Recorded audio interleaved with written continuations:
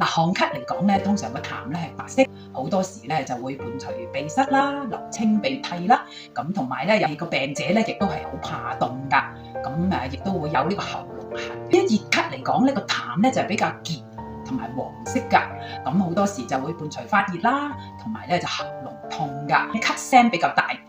就通常咧就冇話固定時間去咳㗎，而寒咳咧就會喺夜晚咳得比較緊要。咁燥咳咧就會係咧乾咳